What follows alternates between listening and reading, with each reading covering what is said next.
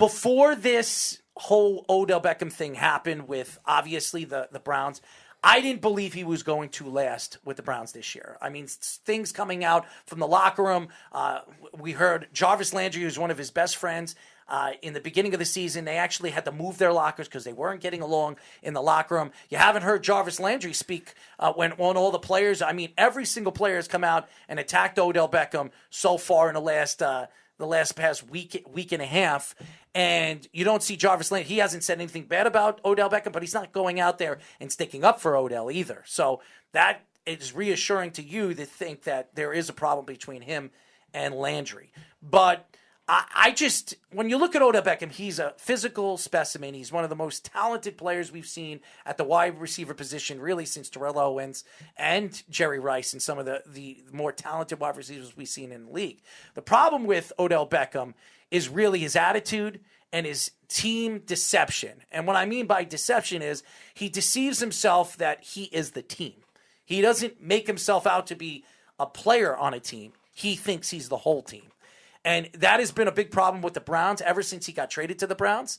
I think it's hurt Baker Mayfield's growth. It really has. And I think when you look at Baker Mayfield, every single time Odell Beckham has been off the field, Baker Mayfield's look better. And the teams look better. They score more points. They play better. Even the defense looks better when Odell Beckham isn't playing in the game. Now, do I blame Odell Beckham because of the craziness of the offense when he's not in the offense? Yes, I do. I think Baker Mayfield, it has affected Baker Mayfield's game and who he is as a quarterback. He likes to spread out the offense. He likes to use all his wide receivers, all his running backs. And when Odell Beckham, he wants to touch the ball 10, 12, 13 times in a game. Now that he was obviously released by the Browns, he wanted to pass waivers. And there were stories coming out over the weekend that if some team picks him up where he doesn't want to go, he will raise hell to that team to drop him again. So no team picked him off waivers, which nobody believed they were. And now there are stories coming out that there are 3 lead teams that can get him. The Chiefs, the Packers, and who's the other team, Speedy? The Saints. The Saints. Now, I think the Chiefs are out. I do not believe the Chiefs are going to get Odell Beckham. I don't think he has any real interests of going to the Chiefs. Now, me looking at the big picture, I think he would fit very well with the Chiefs, especially in the offense. He'd be used very, very well in a deep threat. That's something that they're lacking right now as a team, and you would think that would be crazy when you have Tyreek Hill. Tyreek Hill has not been the same wide receiver he's been in the last 2 years. He not really only that, hasn't. they have deep threats. They just don't know how to catch the ball. Mahomes has been the same either. Yeah. Right. Well, Mahomes, I think it's the offensive line. And I know it's a new offensive line. A lot of people thought that this was going to be a better offensive line than they were over the last couple of years because of the injury-prone But tackles didn't he open up his mouth saying they were going to go undefeated this year? Yes, he did. Well, I said that last week. There you go. But I think the problem right now is it's a new offensive line. It's not an easy offense to learn. It really isn't. Andy Reid is a very persistent, offensive-minded coach, and he likes to use the wide receivers and the running backs in so many different ways, and I think it's affected the offense and the offensive line. Now, I do believe that Patrick Mahomes is still an elite quarterback. I do believe he's a top 3, top 4 quarterback in the league. He still is. He just hasn't had a great year, and it has definitely affected the team's growth and where this team could be, in the next couple of weeks. But I look at Odell Beckham. I think there's only 2 teams he'll go to. The reason why I don't think it'll be the Saints, because I don't think the Saints are a playoff team. I really don't. Now, I know Jeff says it's the Pats or the Packers. It's hard to believe. I haven't heard anything about the Pats. I know Jeff sent me a couple of things today that the Pats are still in the hunt. I can't see the Pats getting. Can't count Seattle out either. I think Seattle's done. I think it's the Saints or the Packers. I think by tomorrow, within the next 24 to 48 hours, I think he's going to sign with the Packers. I really do. I think the Packers make a lot of sense. So does Seattle. He has a better chance of winning with the Packers. Steve, the other thing, too, is it's evident with the 3 teams he gives Russell picked. Wilson like that good receiver that he needs right now. Here's the other thing, too. The 3 teams he picked made it evident that he's not being anything less than a number 2 receiver either.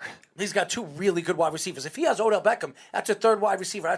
three too much, right? Especially with the players that they have, and it's going to cause a lot of friction in the locker room because Odell. No matter where he goes, is going to cause friction, right? But there's a difference if he's a number 2 receiver versus I know number 3. I know what you're going to say about Green Bay. If he goes to Green Bay, he's not going to go to in the huddle and tell Aaron Rodgers. I know he's not going to do that because Aaron Rodgers will tell you, listen, son, I've been doing this for the last 10 years. I've been one of the best or the best overall quarterback in all of the NFL, and you're not going to tell me who I'm going to throw to.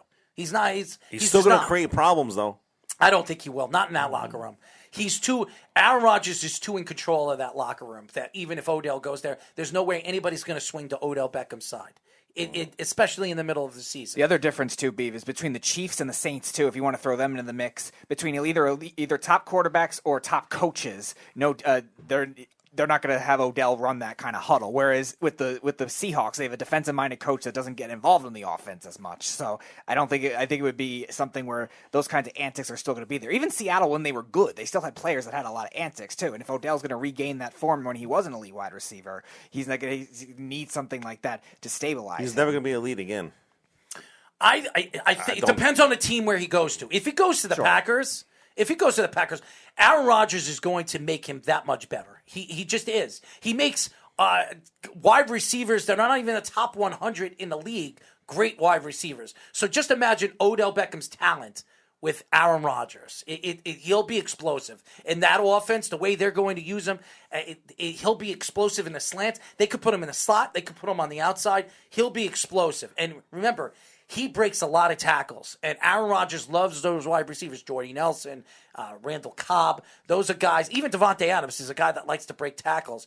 And by the way, the Green Bay Packers in the last 3 years have been amongst the league's best when it comes to breaking tackles in the league. Mm-hmm. Tyler, what are your thoughts to this? I mean, obviously, Aaron Rodgers, a lot of people believe Odell Beckham could be on his way to Green Bay. What are your thoughts to it? Him and Aaron Rodgers shouldn't do this dance together. They're too similar in the way of how they think. And if he goes to Green Bay, they'll regret it. That's it? You think they're going to regret it because he's... Yeah. Well, because they're both hotheads. That's what he's trying to say. First of all, I think it'll absolutely work. And we've seen Brett Favre and Aaron Rodgers on the same team, two hotheads, and they worked for 3 years. Right, before. but hold on. Aaron Rodgers at that point in time had no stroke to tell Brett Favre anything. 0. Mm-hmm. And if he did, he probably would have got thrown out of Green Bay. Jermichael Finley, he was a hot-tempered, hot stroke type of tight end on the team. He listened to Aaron Rodgers. He had his best season in the NFL with Aaron Rodgers. But he wasn't nowhere near Odell hotheadness. Here's the thing. Well, he didn't play enough to know that. And I love Odell, so let's not even do this. I think Odell needs to go somewhere where... There's 4. Okay, if you want to put the Pats in, that's 4 teams. The Pats, right. Kansas City, the Saints, or the Packers. And I still Where think does he have the Seattle, best chance? Where does he have the best chance of winning a championship? Honestly, it depends on his structure. If he's going 2-year deal, New England. If he's thinking 1-year deal, signing he's only signing 1 year. Then deal. I'm going Kansas City. No, I go Packers. That defense. I'd go to the Packers. That defense is the same defense I went to the Super Bowl last year. Rodgers is better than Mahomes right now. Rodgers will make him much better than Mahomes would. I think the better chance that he has a chance to win a championship. Pat Mahomes and Russell Wilson and Bill Belichick, I think, are the 3 guys that he'd mesh with very well.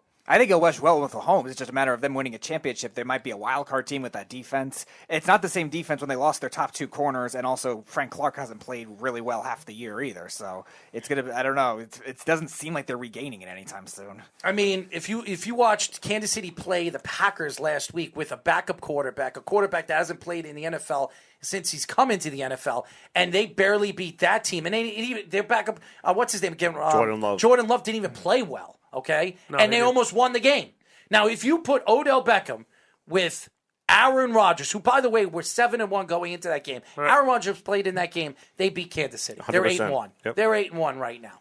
I think because he's a jackass. What, Aaron Rodgers? Yes. I know you don't like Aaron Rodgers. He is a jackass. It's fine. And most of the great quarterbacks have been jackasses in the league. Joe Montana, jackass. You name all the top quarterbacks. Brett Favre, a jackass. Just go up and down the greatest quarterbacks to ever play the game. That's fine. But who else? They're all jackasses. Who else lied about COVID? What? Who else lied about COVID? We'll get into the whole lying about COVID, okay? And honestly, you can't You can't attack somebody because he decided he didn't want to get the shot and he was going to lie about it. There's a lot of people. You think he's the only athlete, he's the only NFL player that's lied about taking that shot? I would venture to say yes. I venture to tell you you're out of your mind. You're on drugs. A lot of players have hidden and haven't taken that. Haven't really taken it. A lot of them. I believe that. So he's the superstar. Obviously, the NFL is going to put obviously a hex on him because he's Aaron Rodgers, and he's just like you guys were saying, is a hothead and always thinks that he's right.